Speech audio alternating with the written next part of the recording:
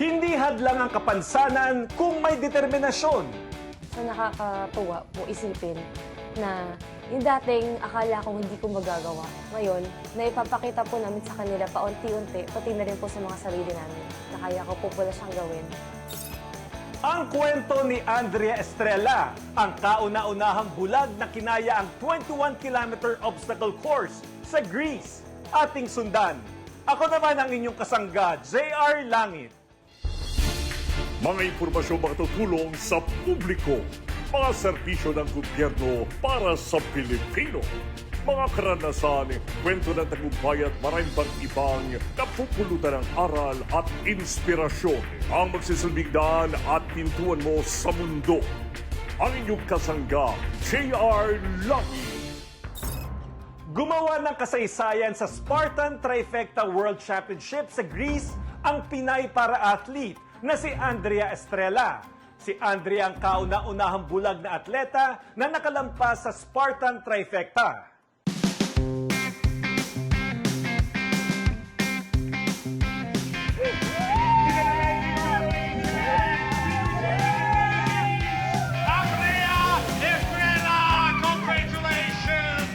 Nasungkit niya ang silver medal para sa Spartan Trifecta na binubuo ng tatlong magkakaibang distansya at obstacles para sa karera na tatagal ng 3 araw. So yung day 1, ang ginawa namin is, nag-speed lang ako. Hindi naman totally speed, but yung karga lang na mabilis pa din. Yung 5 kilometers po kasi it's more on the basic obstacles lang na makikita. Mga monkey bars, mga konting buhat-buhat, gano'n. And then yung 10 kilometers naman, na may 25 obstacles, mas dumami lang ng konti yung mga buhat-buhat.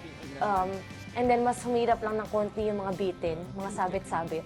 Ang pinakabundok talaga nun is yung Beast, 21 kilometers.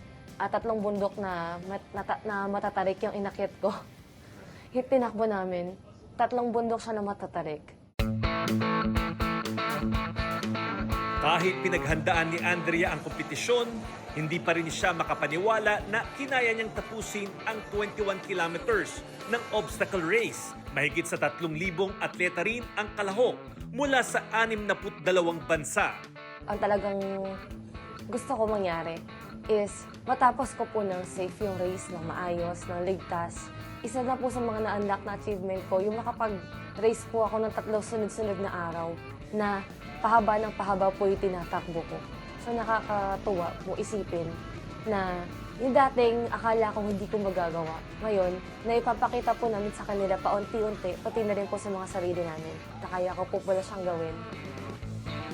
Dahil visually impaired si Andrea, katuwang niya sa bawat kompetisyon ang kanyang coach. Kasi siya po yung nagsasabi sa akin kung ano yung mga dadaanan namin. Verbal tsaka non-verbal cues po. Isa sa mga tinitrain din namin kung paano kami nakakapag-communicate sa isa't isa kahit konting salita lang. Actually, nagwo-worry nga ako eh. Yung day 3 niya is 21 kilometers. Ang sabi ng kanyang coach, please pray for us kasi medyo technical ang ruta. Kasi mountains ang tatakbuhin po nila, mataas, pababa. 10 hours ago, wala pa nag-online sa kanila. So, nagwo-worry na kami lahat. Ayun po, nakita ko. Masaya po yung anak ko, approaching po sa finish line. Masaya siya. Yay! So, masaya na rin po ako. So, doon pa lang nakita ko, kaya pala niya.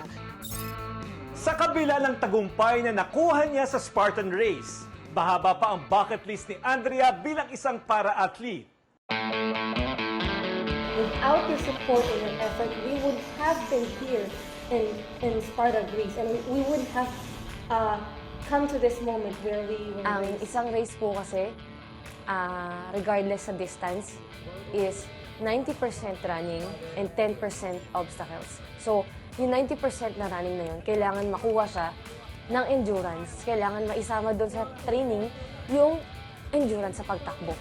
And pangatlo, very important din na magkaroon ng obstacle proficiency o yung pagsasanay naman sa mga obstacles na pwede naming madaanan o ma-encounter. Ang pinakamahalaga din sa lahat, yung disiplina sa diet, no?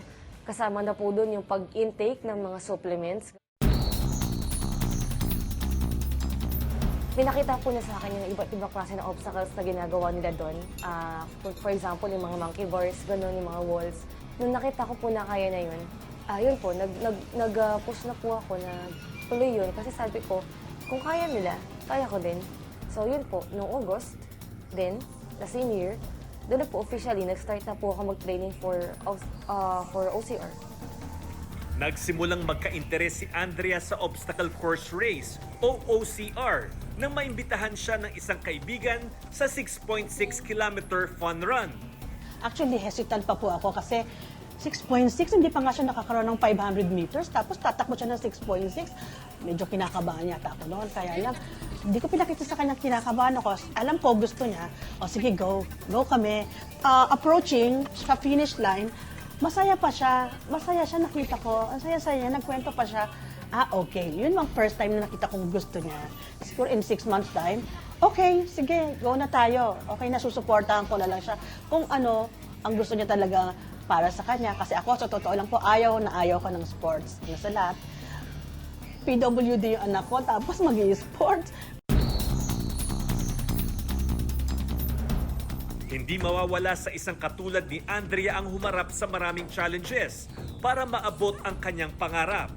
Ang pinakamalaking challenge po talaga is paano ka makakakuha ng paraan para matawid mo na maayos yung mga obstacle. Kasi lahat ng obstacle, sa OCR po kasi, hindi lahat ng obstacle pare-pareho. Kung natatawid mo na siya, ano yung magagawa mo pa para mapabilis yung pagtawid mo sa mga obstacle na yun? Kasi hindi mo masasabi kung ano pa yung mga ibang makikita mo dun sa mismong araw ng race. Pero sa kabila ng maraming hamon, dahil sa kanyang kapansanan, kahit minsan ay hindi niya naisip na subuko. Gusto ko to, at the same time, may gusto akong patunayan sa sarili ko, sa mga nasa paligid ko. Gusto akong patunayan sa kanila, sa sarili ko din, na kaya kong gawin, na kaya kong lagpasan, kaya kong tapusin ang isang karera. Kahit masabihin ko na hindi man siya mabilis, hindi ko man matapos ng mabilis ang karera. Pero para sa akin, ang pinaka-importante po ang kaligtasan ko. Na matapos ko siya ng maayos, na ligtas, na malaya po sa mga injury, sa mga malalaking problema po na pwede ko pong makita sa loob ng isang kompetisyon.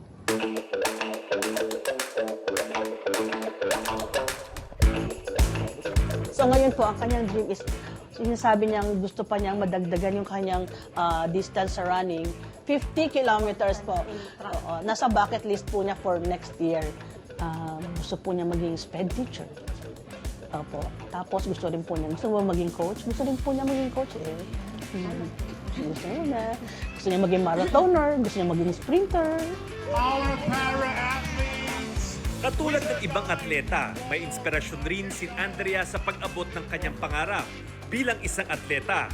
Ang naging inspirasyon ko po talaga sa kung bakit ako pumasok sa sports is yung nabasa ko po na isang Olympian at the same time basketball player siya. Si Wilma Rudolph, wala na po siya ngayon. Kahit inisip po niya sumuko pero hindi niya ginawang sumuko. Kasi alam niyang kaya niya. Alam niyang kaya niya lagpasan lahat ng mga hamon na dumating sa buhay niya.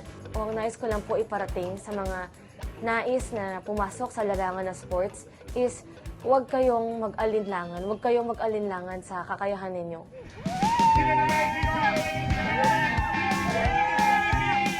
Andrea Estrella! Congratulations!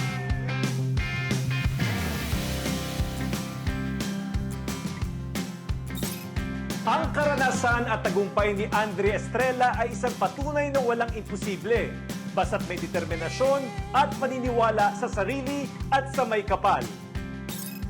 Sana po naibigyan ninyo ang isang special pagtatanghal ng aming palatuntunan Nakapaghatid ng kakaibang aral at leksyon sa buhay. hanggang sa muli sa kalapari po ni Racer Langit. Ito po si Paring Bay. At ako naman si JR Langit. Laging tandaan, Sa anumang laban, kasangga mo ang dami.